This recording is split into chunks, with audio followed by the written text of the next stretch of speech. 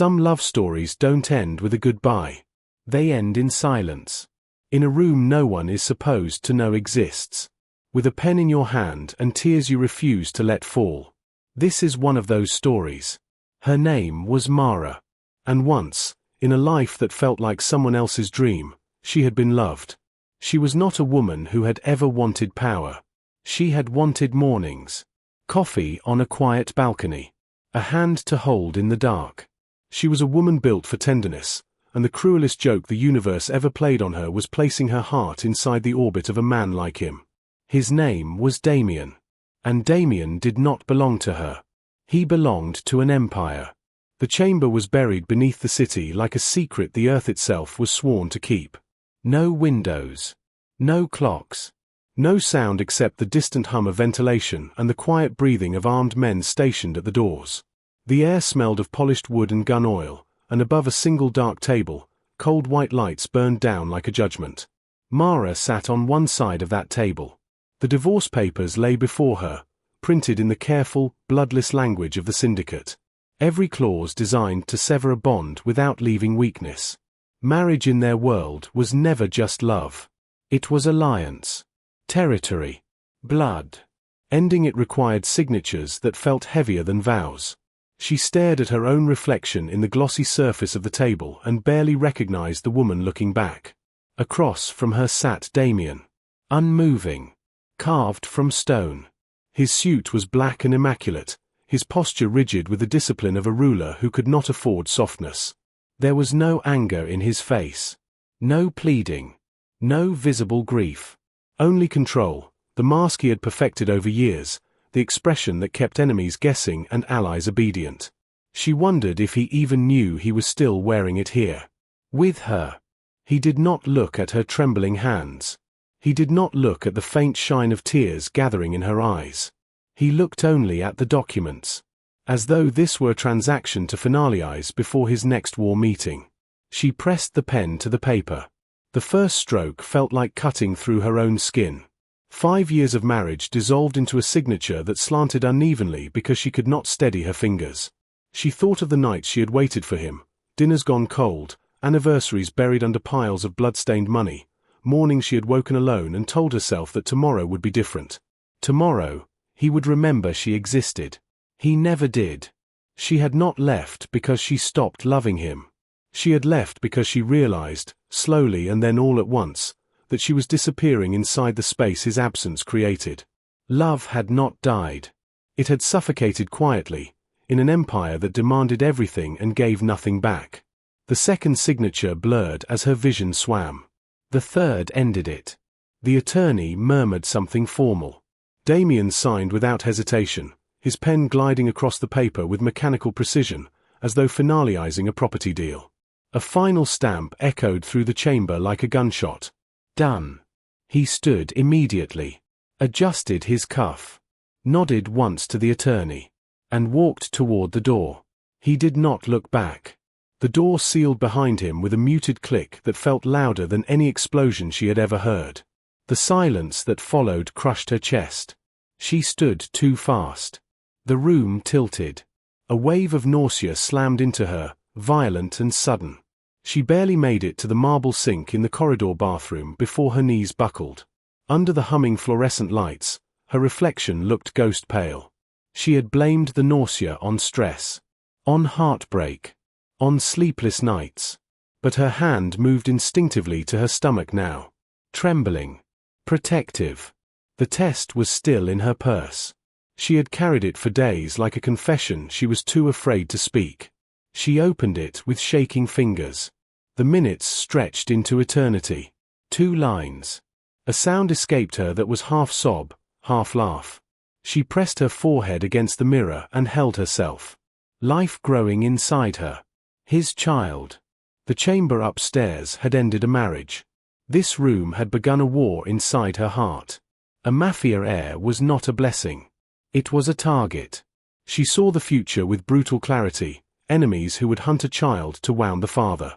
A boy raised among guns and blood, taught to rule before he learned to play. A life decided by violence before he drew his first breath. No. Her tears slowed. Something inside her hardened, reshaping grief into a resolve so fierce it frightened her. The woman who had walked into that chamber was a wife begging to be seen. The woman staring back from the mirror was a mother. And a mother could disappear. That night, before the city finished exhaling its neon breath, a woman boarded a train under a false name. No guards. No escort. No farewell. Her phone lay shattered in a trash bin 3 blocks from the station. Her wedding ring rested in the pocket of her coat, warm from her skin. Behind her, the empire continued to breathe. Ahead of her, a child would live untouched by it. Love, she realized as the train pulled into darkness, had not died. It had been buried beneath power. And she would carry its last living piece far away, into a world where guns could not reach. They say the ocean is where lost things go to rest. She brought herself to the ocean because she needed a place where no one would look for a woman who no longer existed. What she didn't know is that some things, some people, cannot be hidden. Not even by the sea. The hiding. The town she arrived in smelled like salt and old wood. It was the kind of place that people passed through without remembering, which was exactly why she chose it. Anonymity was safer than beauty. She rented a room above a closed bookstore, paid in cash, and held her smile in place long enough to convince the landlord she was ordinary. At night, she lay awake listening to the ocean grind against the rocks below, imagining footsteps on the stairs outside her door. Every creak of old wood sounded like a soldier sent to drag her back. Every car engine outside spiked her pulse. Fear became a constant companion, sitting at the edge of the bed, watching her breathe. But beneath that fear, something else grew stronger. A promise she whispered into the dark. You will not inherit his wars. You will inherit the sky. She worked small jobs at the docks, cataloging shipments, cleaning offices after dark. Invisibility required labor. The men there barely glanced at her. She was grateful. She had never imagined that being overlooked could feel so much like safety. Her body changed in ways she could no longer hide from herself. The morning sickness came in waves. She bit her lip through the worst of it, refusing to cry out, refusing to be noticed. The shadow. One evening, as she locked the back door of a warehouse, she felt it, a gaze burning into her spine. Not nerves. Not imagination. Real eyes. She turned slowly. A man stood across the street beneath a broken street lamp. He did not move. Did not speak. The wind lifted his coat, and for a fraction of a second she saw the outline of a weapon. Her breath froze. The child inside her seemed to tighten with her fear. He began to walk, not fast, not slow. Measured. Each step deliberate. She walked to her building without running, without looking back. She climbed the stairs on shaking legs, slammed the door, pressed her back against it. Silence. Complete. Suffocating. No footsteps. No knock. Nothing. She slid to the floor and wrapped her arms around her stomach as the truth settled into her like cold water. The Empire had a long memory and a longer reach. Hiding was no longer enough. She had to disappear deeper. That night, she burned the false passport in the sink and watched the flames eat the name she had borrowed. In the mirror above the smoke, her reflection looked different. Harder. Sharper. She touched her stomach and felt a flicker, a spark refusing to die. Fear did not own her anymore. Protection did. The storm birth. The storm arrived the same night her labor did. Wind battered the small clinic like a fist against glass. Lights flickered with every lightning strike. She was alone except for a nurse and a doctor who kept glancing at the windows as if expecting them to shatter. Pain tore through her in waves that erased time. There was no past. No future. Only the brutal present of her body and the terrifying knowledge that every scream she swallowed was a promise she could not break. This child would live. This child would never belong to the men who ruled in shadows. When the baby finally cried, the sound cut through the storm like a blade, sharp, alive, undeniable. They placed him on her chest, and the world stilled. Even the thunder seemed to step back. He was warm and impossibly small. And yet the weight of him anchored her to existence in a way nothing else ever had. She searched his face with trembling fingers. The curve of his mouth. The dark thickness of his hair. The line of his brow. They were not random accidents. They were echoes of a man she had run from across cities and oceans. The bloodline had followed her anyway. She laughed through tears that would not stop and pulled him closer as if the world might try to reclaim him if she loosened her grip. The doctor asked for a name. Luca, she whispered into his ear, like a spell meant to protect him. Luca did not belong to the Empire. Luca belonged to the storm and the sea and the quiet town that would never know what hunted his shadow. The discovery, his side. Far away, in a tower of glass and steel that rose above the city like a blade frozen mid-strike, a man stood alone in the dark. Damien did not turn on the lights anymore. He preferred the reflection of the skyline against the glass. It allowed him to stand half invisible, even to himself. Power had made him large in the eyes of the world and hollow in the chambers of his chest. He measured time in transactions and funerals. The council called him unstoppable. Enemies called him a ghost. He called himself awake only when the night swallowed everything else. 9 years had passed since the woman vanished. He did not speak her name. Names had weight, and he refused to give hers the power to move the air around him. Yet she lived in the small fractures of his routine. The empty chair at the end of the dining table. The untouched side of the bed. He kept her ring locked in a steel drawer beneath his desk, and sometimes in the middle of negotiations, his hand would drift toward it without his permission. He would stop himself. Every time. Sentiment was a weakness that men in his position did not survive. Then one evening, a digital analyst entered his office shaking.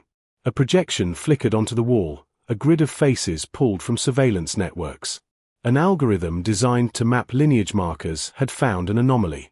A child buried in civilian records, whose genetic signatures aligned with the boss's bloodline with impossible precision. The room tilted. He stepped closer to the screen. The boy's image filled the wall, dark eyes steady, expression calm beyond his years. A face that felt like a mirror dragged out of time. Recognition struck him without logic. Something ancient and instinctive moved in his chest. 9 years collapsed into a single unbearable thought. She had not escaped empty-handed. She had taken his future and hidden it from him. Rage rose hot and sharp. But beneath it was something colder and more dangerous. Hope. He ordered the investigation sealed. No leaks. No council discussion. This was not politics. This was blood. When the room emptied, he remained alone with the glowing image. He reached out and touched the light where the boy's face hovered. His hand trembled. The armored ruler the city feared felt something crack open inside him. Not weakness. Not mercy. Something older. A claim written into bone. He turned off the projection, and the darkness rushed back in. For the first time in years, he felt fully awake. Not because of power. Not because of territory. But because a child who should not exist had just redrawn the map of his life. Every story that begins with loss carries within it the seed of something extraordinary. This is a story about what happens when that seed is a child. When that extraordinary thing is love, still breathing, still fighting, even when the people who created it have forgotten how. The return. He drove alone. No convoy. No armed escort. No council approval. The road unfolded beneath his car like a confession he had waited 9 years to hear. Every mile stripped another layer of the ruler he had become and dragged forward the man who had once believed love could survive power. The town appeared at dawn, small and unguarded, crouched between sea and cliffs as if hiding from the world.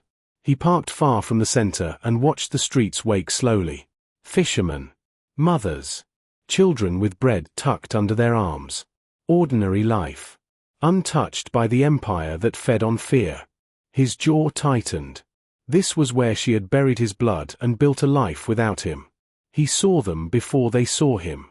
Mara moved with cautious grace, shoulders squared, gaze always scanning. She was thinner now, sharper, but unmistakable. Grief had carved her into something stronger than the woman he remembered. The boy walked beside her, holding her hand, not clinging, not trailing. Matching her stride.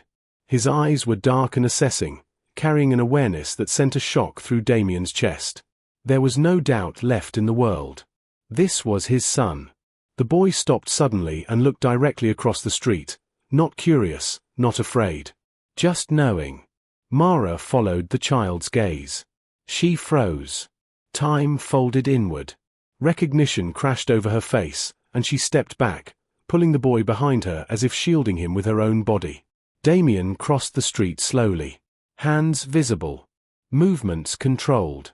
He could not let the only language he had mastered speak now. She spoke first, her voice low and shaking, telling him to leave. Telling him this was not his world, not his place, not his right. He told her quietly that the Empire knew. That wolves were already moving. That hiding was no longer safety. Her anger flared, fierce and righteous. She accused him of bringing death to her doorstep. Of proving her right. Then the boy stepped forward. His small hand slipped free of hers. His gaze was steady on the man who shared his blood. "Who are you?" 3 words. And they shattered everything. The answer lodged in Damien's throat, heavy with consequences.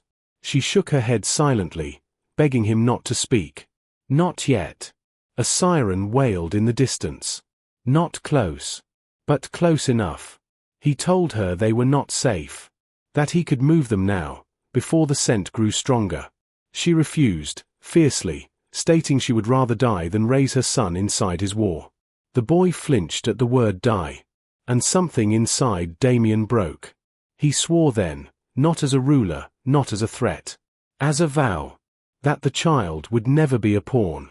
That the Empire would bend or burn before it touched him. The collision. Footsteps echoed from the end of the street. Shadows gathering. She saw them too, and the truth settled between them like a verdict.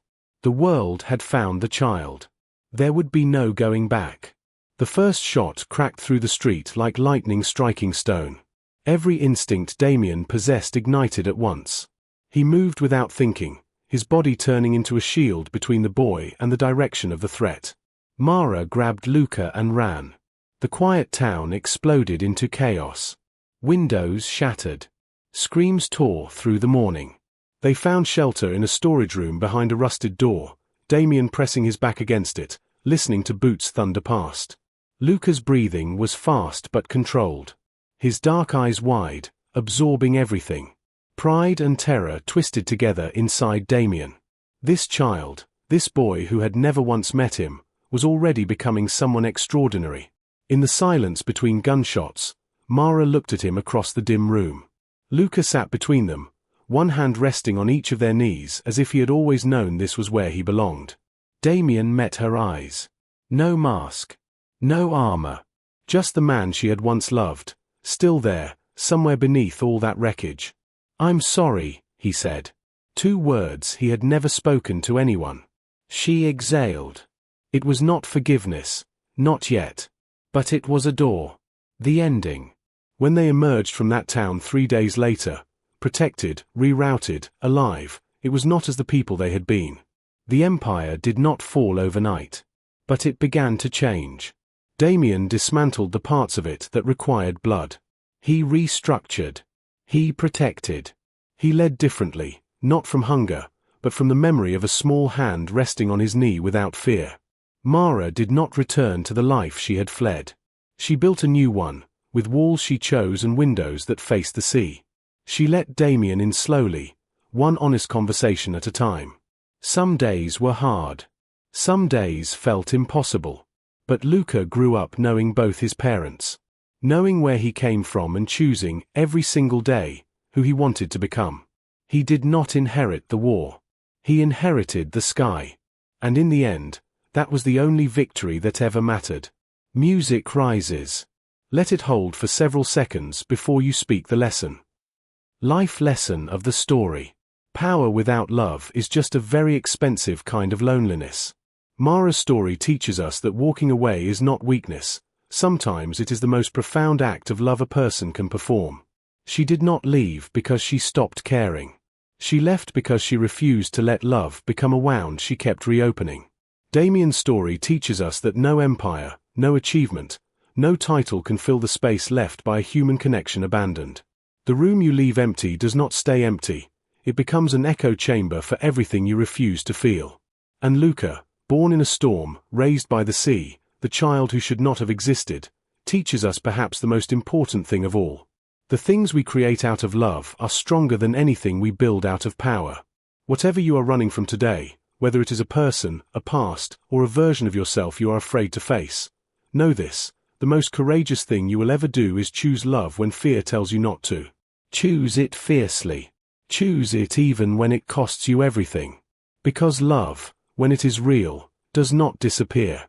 It simply waits, quietly, in a child's dark eyes, for the day the world is ready to receive it. If this story touched your heart, please thumbs up sign, like this video, speech balloon, leave a comment, a bell, subscribe for more stories. Every story we tell carries a piece of the heart. We'll see you in the next one. Short life lesson. Power fades. Love endures. Choose what you build carefully, because only one of them is worth passing on.